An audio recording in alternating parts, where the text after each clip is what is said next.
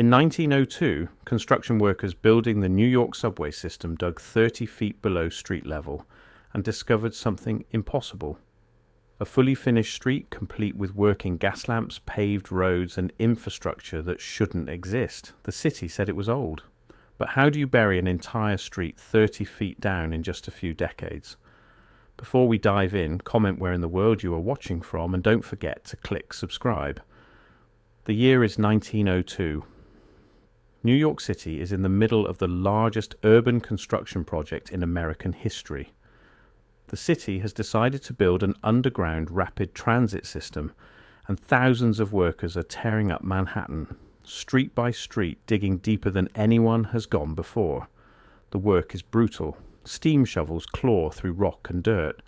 Immigrant laborers swing pickaxes in tunnels that flood with groundwater. The noise is deafening. The progress is slow. But the city needs this subway. The streets above are choked with horse carriages, streetcars and pedestrians.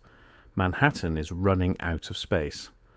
The official story says that New York grew organically. Buildings replaced buildings. Streets were raised as the city modernized. Basements became sub-basements. Ground level moved up. This is how cities evolve, they tell us. Layer by layer, generation by generation. Nothing unusual about it. But then the workers hit something that didn't make sense. 20 to 30 feet below the current street level, beneath layers of compacted dirt and fill, they found another street. Not a half-finished road, not a dirt path, a complete street.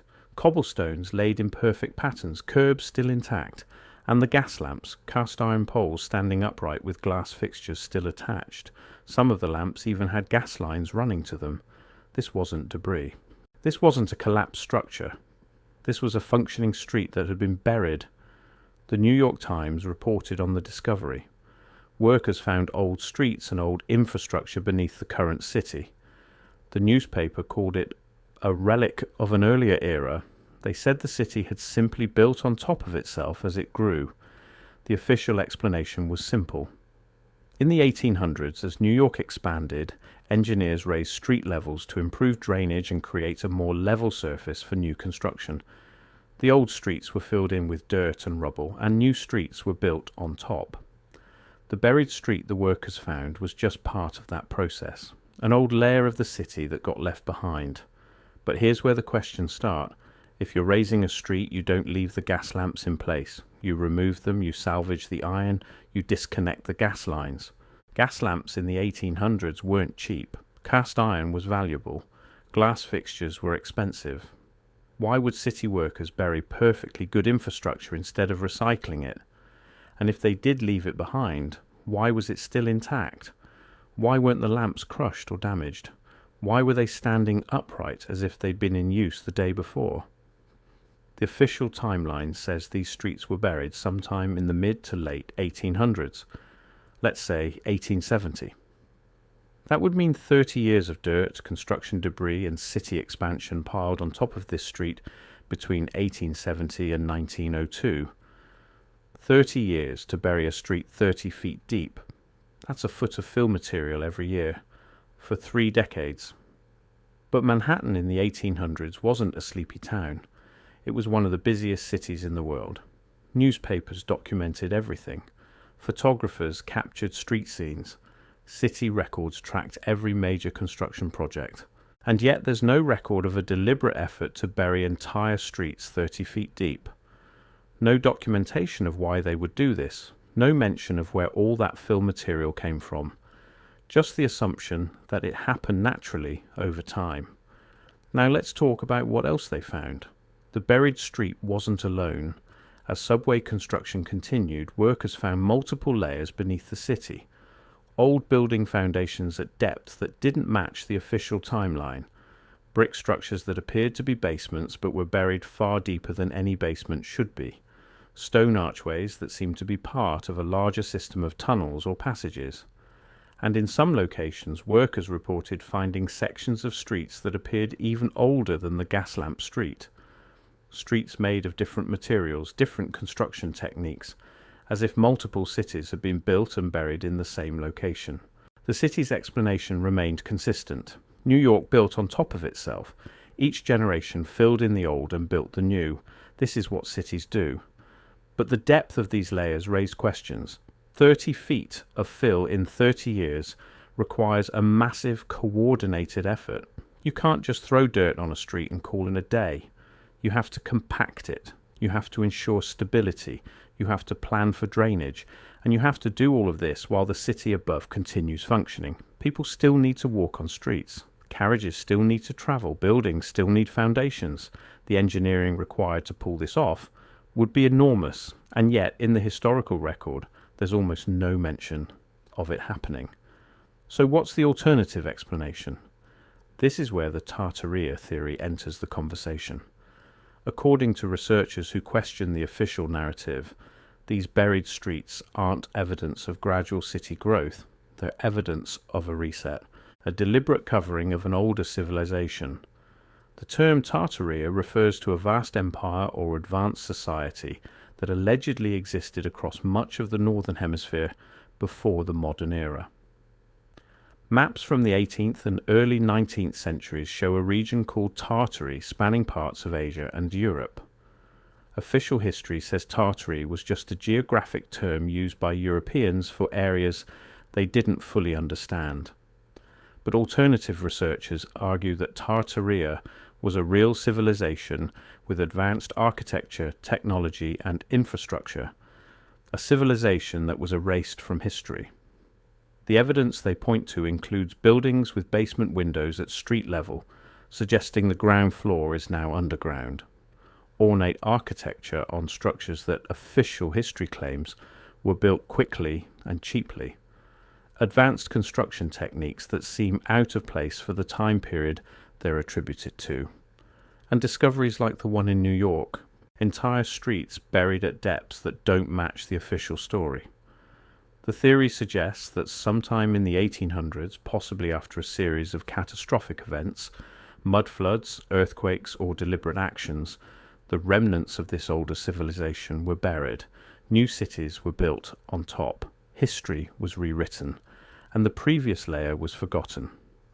Now, before dismissing this as conspiracy theory, consider what the workers actually found in 1902.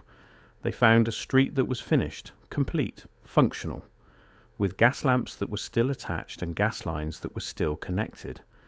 This wasn't a construction site that got abandoned.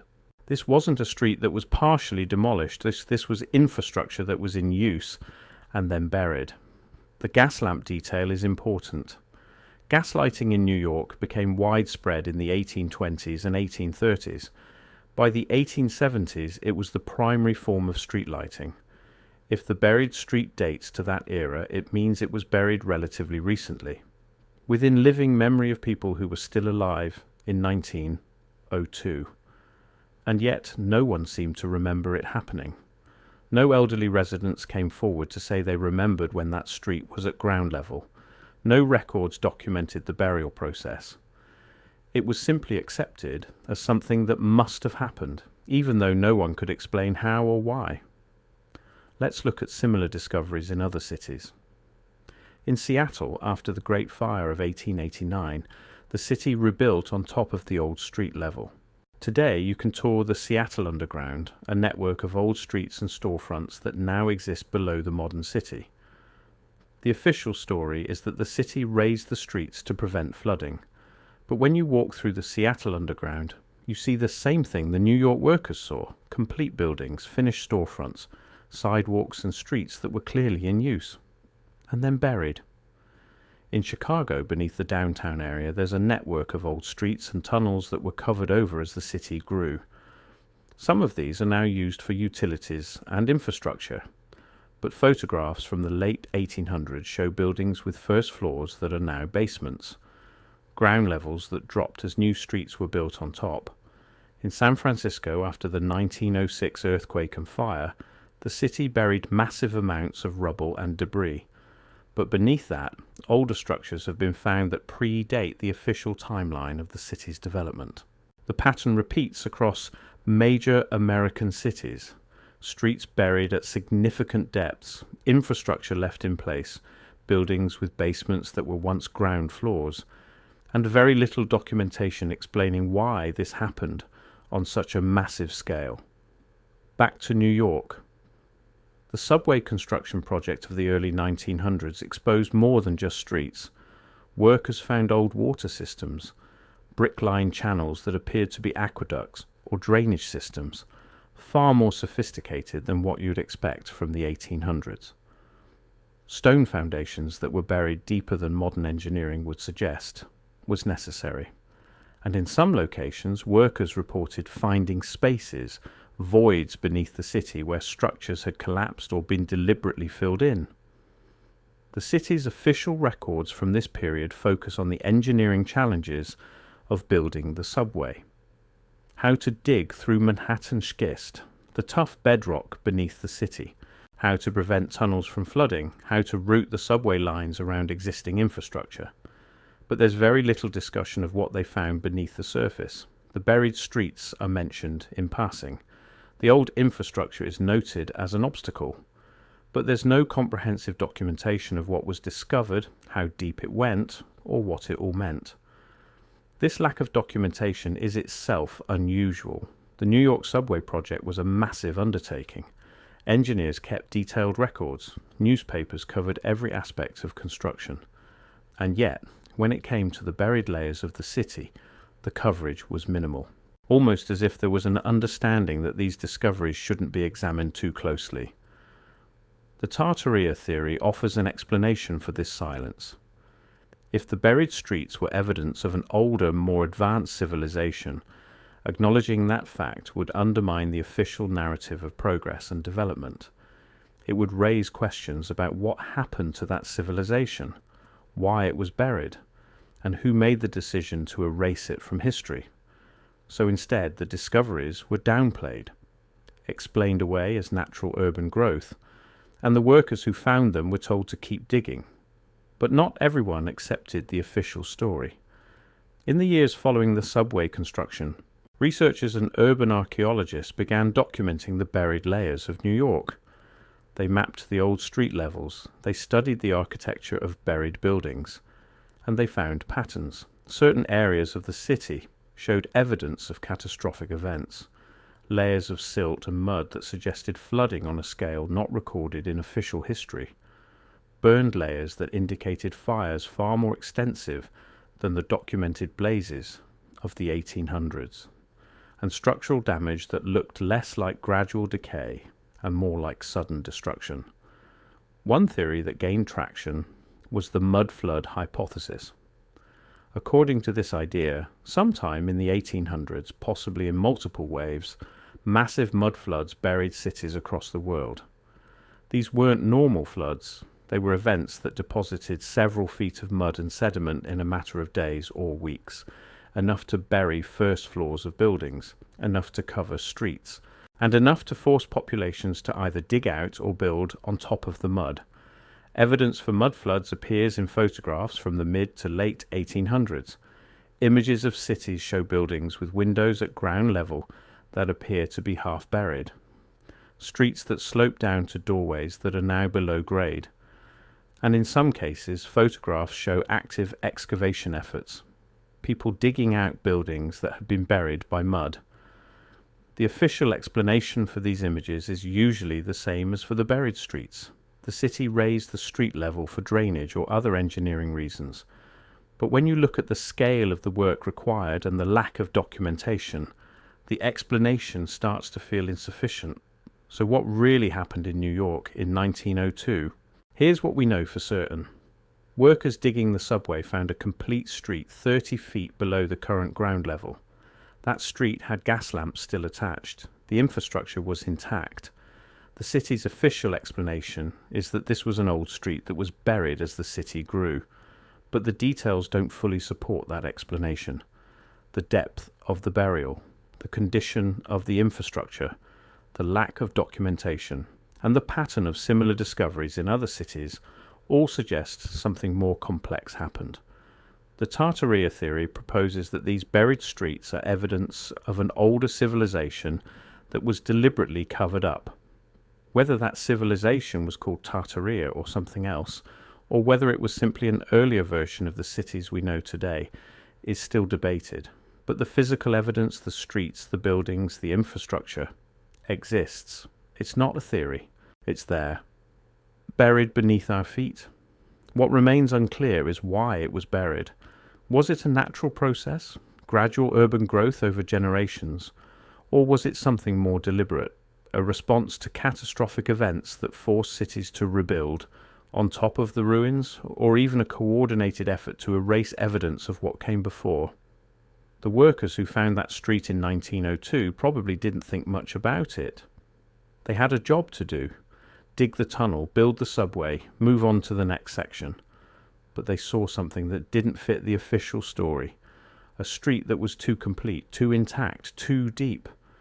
And in the century since, more discoveries have been made. More buried streets, more old infrastructure, more questions that don't have satisfying answers.